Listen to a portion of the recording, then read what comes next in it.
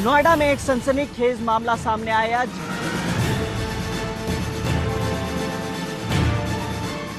इन लोगों ने police station में भी बहुत समय बर्बाद किया।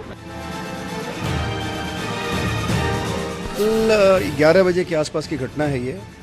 यहाँ गार्डन गैलेरिया मॉल में एक रेस्टोरेंट बार है।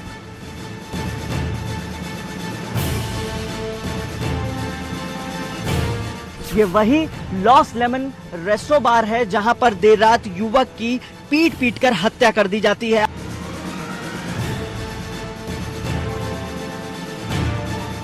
इस समय हम लॉस एंड लेमन कैफे के बाहर खड़े हुए हैं। यहाँ अभी फिलहाल इसको सील कर दिया गया है। वीडियो फुटेजेस मिल गए हैं और उसको देख के इसमें कार्रवाई की जा रही है। हत्या का मुकदमा दर्ज कर लिया गया है।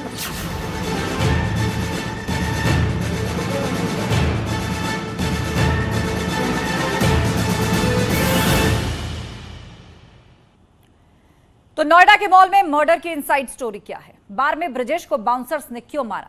नोएडा के लॉस लेमन बार के अंदर 7 दोस्तों में से ब्रजेश को ही निशाना क्यों बनाया गया?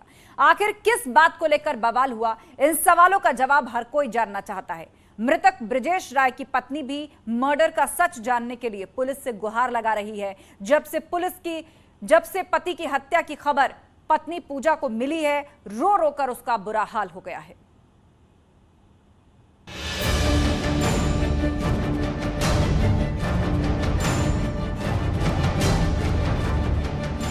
अगर आदमी को चोट लगी है और आपको लग रहा है कि तबीयत खराब है तो आप पहले FIR करने जाओगे, क्योंकि वहाँ पहले झड़प हो चुकी। पत्नी तड़प तड़प कर अपना दर्द बता रही है। काश ब्रजेश को वक्त पर अस्पताल पहुंचा दिया होता।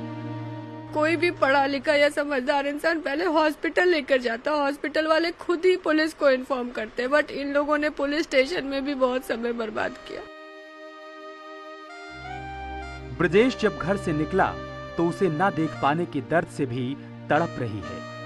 मैंने उनको चार्जर लेने के लिए फोन किया था, तो बोला था कि मुझे लेट होगा लेकिन मैं तुम्हें चार्जर देकर जाऊंगा। वो 7:30 बजे बस चार्जर रखे और चले गए। मैंने उनको देखा तक नहीं।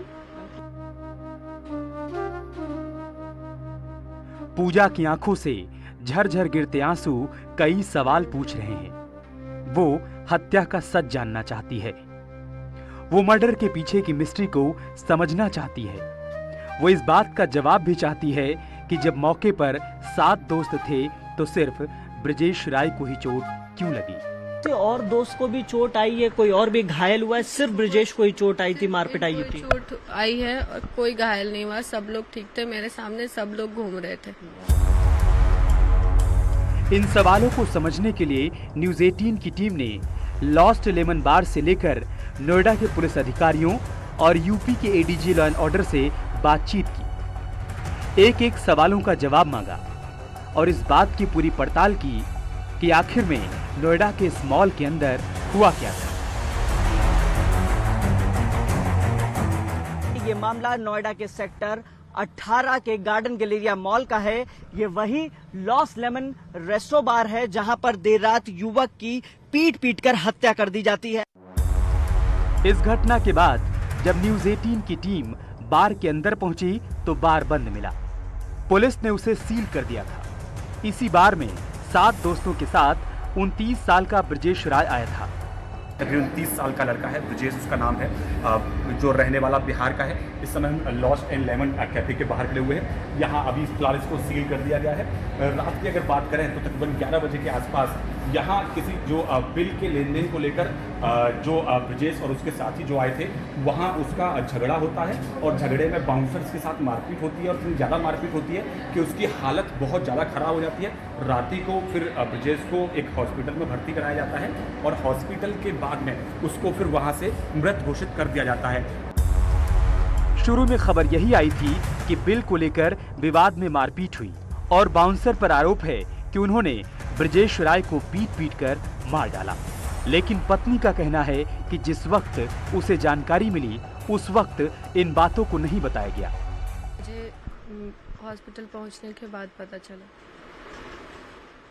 2:30 या 3 बज रहे थे। मुझे नहीं समझ में आ रहा क्योंकि सब अपनी अपनी कहानी बता रहे। सब अल्टीमेटली सब ब्रिजेश पे ही ब्लेम डाल रहे हैं कि गलती उनकी थी क्योंकि उन्होंने ज़्यादा ड्रिंक कर ली थी।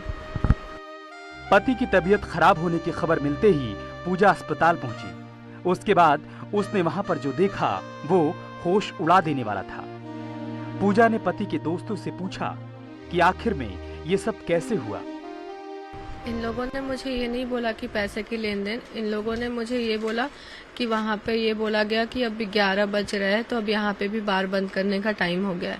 इन लोगों ने इतना ज़्यादा पी रखा था और इनका प्लान था कि थोड़ी देर और बैठेंगे, तो फिर इन्होंने बोला कि हमें कोई यहाँ से उठा नहीं सकता, ऐसा कुछ हुआ। फिर इन्होंने झड़प शुरू कर दी और पता नहीं ऐसे गर्मा गर्मी में मारपीट हो गई। फिर ये लोग बोल रहे हैं कि हम लोग थाने आए थे यहाँ पे रिपोर्ट लिखाने, वहाँ पे हमारी रिपोर्ट नहीं लिखी गई और यहाँ पे ही ब्रिजेश की तबीयत खराब हो गई और उसके बाद वो लोग उसको हॉस्पिटल लेके आए। आते आते वो नहीं बच पाए थे। पुलिस ने इस मामले में केस दर्ज कर तुरंत धरपकड़ शुरू कर दी। बार की सीसीटीवी फुटेज को कब्जे में ले लिया और फिर एक एक कर कई बाउंसर को धर दबोचा। जिन लोगों को हिरासत में लिया है एफआईआर में किसी का भी नाम नहीं लिखा गया है। सिर्फ ये बताया जा रहा है कि 9 लोगों को हिरासत में लिया गया है, जेल में बंद है, कार्रवाई होगी, मर्डर का चार्ज लगा है। बट एफआईआर की जो कॉपी मुझे मिली है उसमें किसी का नाम नहीं लिखा हुआ है।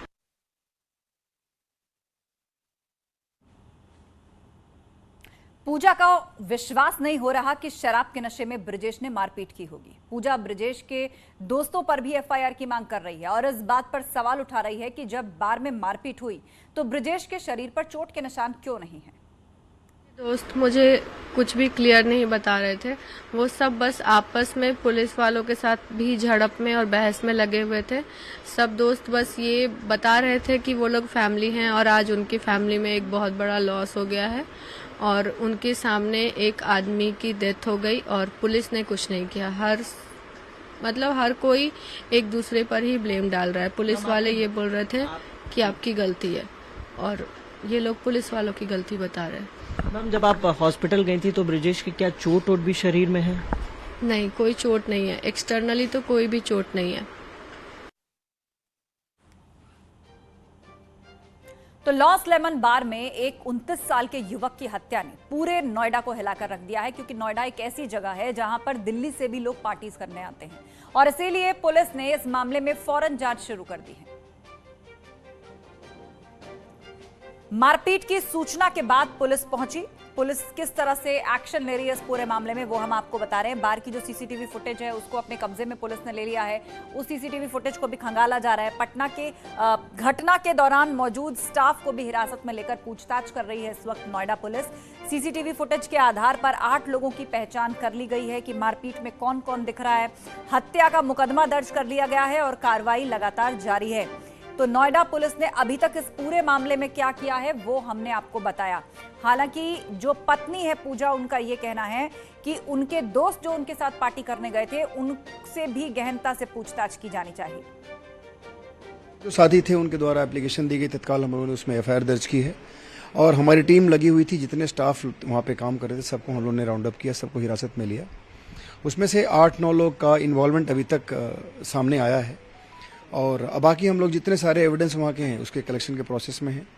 प्रयास ये है कि जो भी सही एविडेंस मिलेगा, जो भी चीज़ें उसमें फाइंडिंग्स होगी उसके हिसाब से हम अगली कार्रवाई करेंगे। इधर पीएम वगैरह कराया जा रहा है ताकि कॉज ऑफ डेथ पता चल सके और बाकी हम लोग परिवार के टच में हैं और हम लोग जो भी इसमें सख्त से सख्त कार्रवाई होगी करेंगे। सर, तकरीबन कितने लोगों को अब तक डिटेन किया जा चुका है या पूछताछ चल रही है? 16 लोग हम लोगों ने डिटेन किया है, लेकिन उसमें से भी हम लोगों ने देखा है कि काफ़ी लोग ऐसे स्टाफ में थे जो वहाँ पे अन्य काम कर रहे थे, लेकिन उसमें 8-9 लोगों का इन्वॉल्वमेंट अभी सामने आया है। उनके विरुद्ध कार्रवाई, उनके विरुद्ध साक्ष्य संकलन की कार्रवाई हो रही है।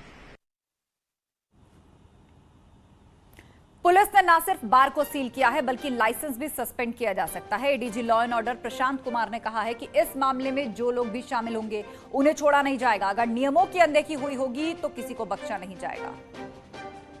वीडियो फुटेजेस मिल गए हैं और उसको देख के इसमें कार्रवाई की जा रही है। हत्या का मुकदमा दर्ज कर लिया गया है। अब बहुत जल्दी ही जो अपराधी हैं या जो एक्यूज्ड हैं वो गिरफ्त में होंगे। सर ऐसा ही एक वाकया, हालांकि उसमें मौत नहीं हुई थी, लखनऊ में भी हुआ था। बाउंसर्स ने अपने ही मैनेजर को पीटा था। तो जो सिक्योरिटी एजेंसीज हैं, क्या उनके लिए कोई दिशा निर्देश पुलिस मुख्यालय से जारी हो? नहीं, ये तो जो दिशा निर्देश पूर्व से ही इस संबंध में है, और अगर इसकी शिकायत वहाँ के जिला स्तर से आएगा तो उस पर मुख्यालय स्तर से उस सिक्योरिटी एजेंसी के विरुद्ध कार्रवाई की जाएगी। सर ये भी बताया जा रहा है कि जिस बाउंसर ने मारपीट की है उसका कोई आपराधिक रिकॉर्ड था। क्या जब इनको रखते हैं क्या उनका कोई क्रिमिनल रिकॉर्ड देखा जाता है? अभी तो यही बताया गया है कि जो वीडियो फुटेजेस आ रहे हैं उससे आइडेंटिफिकेशन किया जा रहा है, और एक बार चीज़ें जब तय हो जाएंगी कि कौन सा व्यक्ति है तो उसका आपराधिक इतिहास भी हम लोग दिखवाएंगे, और अगर पसारा के लाइसेंस के शर्तों का उल्लंघन है तो हम लोग कार्रवाई भी करेंगे। तो मृतक ब्रजेश की पत्नी कई सवाल उठा रही है। उसे अब तक समझ नहीं आ रहा है कि आखिर 25 अप्रैल की रात 11 बजे हुआ क्या था। तो पुलिस पोस्टमार्टम रिपोर्ट का इंतजार कर रही है। रिपोर्ट आने के बाद ही पता चलेगा कि आखिर में ब्रजेश राय की मौत कहां पर चोट लगने से हुई या किस वजह से हुई थी। पुलिस जल्द ही हर सवाल का जवाब देने की तैयारी कर रही है। एक छोटे से ब्रेक का वक्त हो चला है, कहीं मत जाइएगा, जल्द लौटेंगे।